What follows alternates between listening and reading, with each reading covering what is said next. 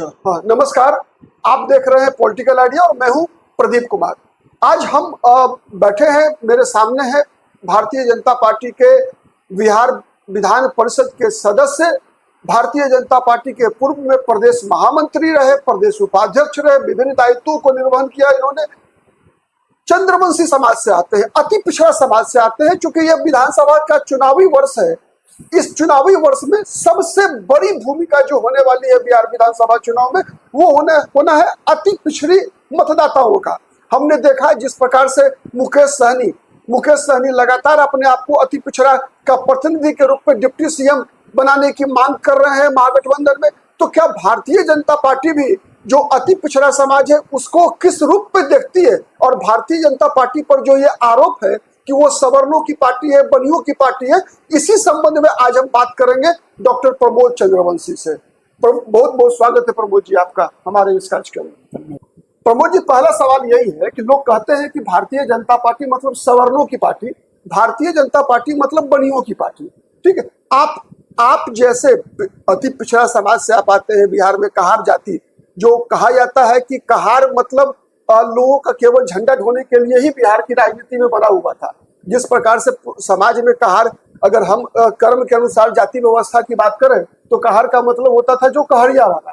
तो क्या मैंने ऐसा नहीं लगता कि कहार समाज के लोग अब तक बिहार की राजनीति में जो है कहरिया बनकर रहे हैं? और भारतीय जनता पार्टी में किस रूप में आप अलग देखते हैं भारतीय जनता पार्टी को, कहार और चंद्रवंशी समाज की राजनीति को?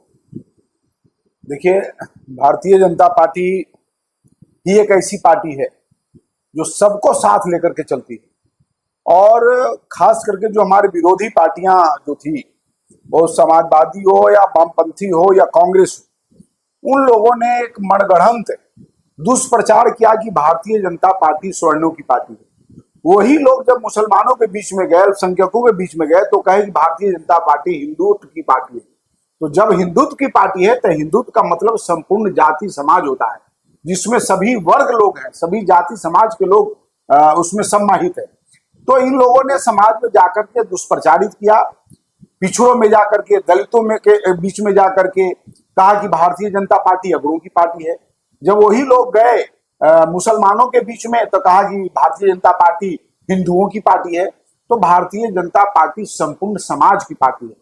अब समाज के लोग धीरे धीरे इस बात को एहसास करने लगे हैं कि जो लोगों ने उनको बरगलाया था, ठगा था, दिग्भ्रमित किया था, वो अब सब सीन साफ हो रहा है। भारतीय जनता पार्टी एक ऐसी पार्टी है जो सभी वर्गों को लेकर के चलने वाली पार्टी है और सबको एक सम्मान देने का काम भारतीय जनता पार्टी की है। और जहां तक हमारे समाज की बात कर रहे हैं, मैं तो जाति से ऊपर उठ करके बात करता हूं, मैं पूरे अति पिछड़ा समाज की बात करता हूं। तो भारतीय जनता पार्टी में आप देख लीजिए, ब्रजकिशोर बिंद हमारे यहाँ कभी मंत्री हुआ थी, और रेणु देवी अनमोनिया समाज से हैं, वो अभी भी मंत्री हैं। प्रेम कुमार हमारे 90 से गया में लगातार जीतते आ रहे हैं, 8 बार जीत चुके हैं। और जब जब भारतीय जनता पार्टी एनडीए की सरकार बनी है उसमें वो कैबिनेट मंत्री बने हैं। जब सरकार नहीं रही तो नेता प्रतिपक्ष उनको बनाया गया, आज भी वो कैबिनेट मंत्री है। लेकिन राष्ट्रीय जनता दल, जिसने कहा डॉक्टर भीम सिंह अभी राज्यसभा सदस्य गए हैं, मैं खुद अभी बिहार विधान परिषद के सदस्य हूं, जो एक सामान्य परिवार से मैं आता हूं। हमारा कोई परिवार में कोई राजनीति में दूर दूर तक नहीं, हमारा कोई राजनीतिक आधार नहीं है। मैं कभी दिल्ली भी नहीं गया, कभी किसी पैरवी के लिए। तो भारतीय जनता पार्टी में काम के आधार पर मुझे ये स्थान मिला है। और राष्ट्रीय जनता दल जो कभी हम बैकवर्ड की पार्टी हैं, और उनके जो नेता थे वो नारा देते थे, मुर्गी पालने वालों, सुअर पालने वालों, चूहा पकड़ने वालों, पढ़ना लिखो ना सीखो। लेकिन वो अपने पुत्र को ही नहीं पढ़ा पाए। और उनमें किसी को भी अति पिछड़ा में किसी को उन्होंने ऊपर करने का काम नहीं किया। एक रामचंद्र जी थे, पलामू से विशुनगंज से जीत के आते थे। जब लालू जी की सरकार थी तो उसमें राज्य मंत्री थे, कैबिनेट मंत्री उन्होंने कभी नहीं दिया। तो उन्होंने ठगने का काम हमेशा बैकवर्ड फॉरवर्ड करके वो लोगों को दिग्भ्रमित करते हैं, ठगते हैं, बरगलाते हैं। आप देख लीजिए, हमारे कभी 64-65 में जो चुनाव हुआ था उसमें 3 विधायक हमारे जीत के आए थे, जिसमें एक थे जगदीश यादव हिलसा के विधायक थे, गौरी शंकर केसरी जी नवादा के विधायक थे, और एक जनार्दन तिवारी सिवान से विधायक थे। तो हमारे यहाँ जाति देख करके ढोल नहीं पीटा जाता है, उनकी प्रतिभा को देख करके ढोल पीटा जाता है। और हमारे यहाँ शिवराज सिंह चौहान मध्य प्रदेश के कई बार मुख्यमंत्री रहे, बाबूलाल गौर मुख्यमंत्री रहे, कल्याण सिंह ओबीसी से आते थे, अति पिछड़ा आते, वो हमारे यहाँ कई बार मुख्यमंत्री रहे, राज्यपाल रहे। तो हमारे यहाँ उमा भारती थी, कई ऐसे नेता हुए राष्ट्रीय स्तर पर भी, राज्य स्तर पर भी। और इधर तो लगातार भारतीय जनता पार्टी ओबीसी को अध्यक्ष बनाते आ रही है। नित्यानंद राय हमारे पार्टी के प्रदेश के अध्यक्ष हुए, डॉक्टर संजय जायसवाल पार्टी के अध्यक्ष हुए, सम्राट चौधरी पार्टी के अध्यक्ष हुए, हमारे अभी डॉक्टर संजय जायसवाल जी पार्टी के अध्यक्ष हैं। तो ये इन लोग ठग करके और वोट लेने का काम करते हैं। भारतीय जनता पार्टी में ही अति पिछड़ा समाज को, दलित समाज को, अगड़ा समाज को, पिछड़ा समाज को, सबको सम्मानित करके और सबको बराबर का अधिकार दे करके भारतीय जनता पार्टी आगे बढ़ाने का काम कर रही है और आगे भी आगे बढ़ाएगी। और जो भी अति पिछड़ा, जो सबसे कम मतलब कहिए कि अति पिछड़ा समाज जो अभी तक राजनीति में आगे कम बढ़े हैं, लेकिन जो बढ़े हैं वो भारतीय जनता पार्टी का देन है और कोई लालू यादव और कांग्रेस का ये सब देन नहीं है। ये भारतीय जनता पार्टी का देन है कि अति पिछड़ा समाज आज राजनीति के पहले पौधान पर खड़ा है। तो इसलिए तो सवाल ये है प्रमोद जी कि जो आरोप भारतीय जनता पार्टी पर है कि भारतीय जनता पार्टी आज भी सवर्णों और बनियों की पार्टी है। ठीक है, आपका कहना सही है। आपने कई उदाहरणों द्वारा ये बात पूरी तरह साबित करने का प्रयास किया। आपके पास जानकारी है, आपके पास डाटा है, उसके आधार पर। लेकिन एक जो परसेप्शन बना हुआ है, ठीक, एक जो धारणा बनी हुई है, और इसी धारणा से जो भाजपा के विरोधी दल हैं वो माने आम जो पिछड़ी जाति के लोग हैं, जो अति पिछड़ी जाति के हिंदू समाज के लोग हैं, उनको डराते हैं। ठीक है, तो ये डर जो है उसको खत्म करने के लिए भारतीय जनता पार्टी क्या कर रही है? देखिए, ये लोग का सारा जो डराने का जो हथकंडा था वो सब फेल हो चुका है। ये लोग कहते थे कि भारतीय जनता पार्टी में कोई ओबीसी चेहरा है ही नहीं है। देश के प्रधानमंत्री नरेंद्र मोदी ओबीसी चेहरा है, और जब उन्होंने गरीबों के लिए काम शुरू किया, गरीबों के अधिकार देने की बात की, तब ये लोग दूसरा आरोप लगा रहे हैं कि तो आरएसएस से गाइड होता है। अरे आरएसएस से गाइड क्या होता है? नरेंद्र मोदी ओबीसी के इतने बड़े चेहरा जो आज गरीबों को शौचालय दे रहे हैं, गरीबों को बैंक में खाता खुलवा रहे हैं, किसानों को सम्मान निधि दे रहे हैं, 5 लाख का आयुष्मान, ये सब जो मिला।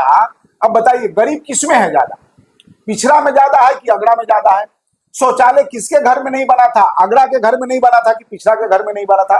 बैंक में खाता किसका नहीं था? अगड़ा का नहीं था कि पिछड़ा? ये सब तो पिछड़ों के लिए, लेकिन उन्होंने जाति बंधन को तोड़ करके किया। अब बताइए कि हर घर में शौचालय, अगड़ी जाति में तो सबके घर में शौचालय था, रूम से अटैच शौचालय था, लेकिन जो हमारी पिछड़ी जाति थी, अति पिछड़ी जाति थी, उनके घर में शौचालय नहीं था। बैंक खाता अगड़ों के, उनके माँ के, पिताजी के, बहन के, बेटी के, सबके नाम पर था, लेकिन जो बिंद, बेलदार, नोनिया, कहार, कुम्हार, लोहार, कुम्हार, ऐसे जो जातियां थी, धानु, इन लोग के, निषाद, इन लोग के बैंक खाता नहीं था। मोदी जी ने कहा कि सब गरीब का बैंक खाता खुलेगा। अरे तो गरीब है किसमें? गरीब ज्यादा इनमें थे, उनमें कम थे, उनका भी खुला। तो इस तरह से काम मोदी जी कर रहे हैं। अब ये लोग जो है, अब इन लोग के पास कोई आधार नहीं है, तब कहते आरक्षण खत्म हो जाएगा, आरक्षण खत्म हो जाएगा। पहले बैकवर्ड का नारा देते थे कि भाजपा में कोई बैकवर्ड नहीं है। नरेंद्र मोदी जी जैसे नेता बैकवर्ड, जो आज कार्य के कारण पूरे दुनिया में जाने जाते हैं, अब इन लोग की मिर्ची लग रही है। अब वो कहते हैं कि गरीब, अब आरक्षण खत्म हो जाएगा। आरक्षण कुछ खत्म नहीं होने वाला है। और आज देखिए, लोकसभा के स्पीकर कौन है भाई? ओम प्रकाश बिरला। भारत के राष्ट्रपति कौन है? आदिवासी। इसके पहले भारत के राष्ट्रपति कौन थे? दलित। अब क्या चाहिए? अब इसके बाद सारे पिछड़ा दलित को, के लोगों का तो कहना है कि ये आप केवल प्रतीकात्मक रखे हुए हैं। आपकी राजनीति तो पूरी जो आरएसएस आइडियोलॉजी है उसके आधार पर आप जो है हिंदूवाद मतलब मनुवादी राजनीति आप स्थापित करने का प्रयास कर रहे हैं देश के अंदर। और हिंदूवाद, मनुवाद, ब्राह्मणवाद सब एक दूसरे का समानार्थी माना जाता है। देखिए, ये लोग का जो है, इन लोग मनुस्मृति पढ़े हैं? ये लोग कभी मनुस्मृति पढ़े होंगे? अभी जैसे भारत पाकिस्तान से युद्ध हुआ और युद्ध विराम हुआ, तो जिनको कोई ज्ञान नहीं है, जिनका अपना घर परिवार नहीं संभल रहा, वो भी राजनीतिक रक्षा विशेषज्ञ बने हुए थे। तो इन लोग इसी तरह से काम करते हैं, ठगते हैं। पिछड़ा दलित भी अब पढ़ लिख गया है, उनकी समझ हो गई है। अब सोशल मीडिया है, अब दलित के बच्चे भी, पिछड़ा के बच्चे भी, अति पिछड़ा के भी बच्चे भी आप पूरे दुनिया को देख रहे हैं सोशल मीडिया के माध्यम से, न्यूज के माध्यम से। अब इन लोग के ठग विद्या से वो लोग उब चुके हैं। अब पूरी तरह से पूरे अति पिछड़ा ये सारा एनडीए के साथ खड़ा है। इन लोग का अब कोई ठग विद्या काम नहीं कर रहा है। और आइडियोलॉजिकल क्या है भाई? हिंदुत्व क्या है? हिंदुत्व कोई बुरी चीज है क्या? हिंदुत्व कोई हम भी आरएसएस के हैं, इसमें कौन बड़ी बात है? तो हम क्या करते हैं, किसी को हत्या कर दें? आज भी भारतीय जनता पार्टी जो है सबको साथ लेकर के चलने का काम करता है। जो आरएसएस को नहीं जानते हैं, हम उनसे आग्रह करेंगे कि आरएसएस के शाखा में वो खुफिया के तरह आए। हम तो कहें वो खुफिया के तरह आए, आरएसएस के कार्यालय जाए, आरएसएस के शाखा में जाए, आरएसएस के कार्यक्रम में जाए और देखें कि आरएसएस का कार्य क्या है। आरएसएस ही है जो आज संपूर्ण समाज को साथ लेकर के, अरे समाज क्या है? सांस्कृतिक राष्ट्रवाद। तो सांस्कृतिक राष्ट्रवाद में क्या दिक्कत है? कोई दिक्कत तो नहीं है। सब समाज के लोग आगे बढ़े हैं। हमारे यहाँ आरएसएस में बहुत सारे दलित, वहां तो जाति का कोई मतलब ही नहीं है।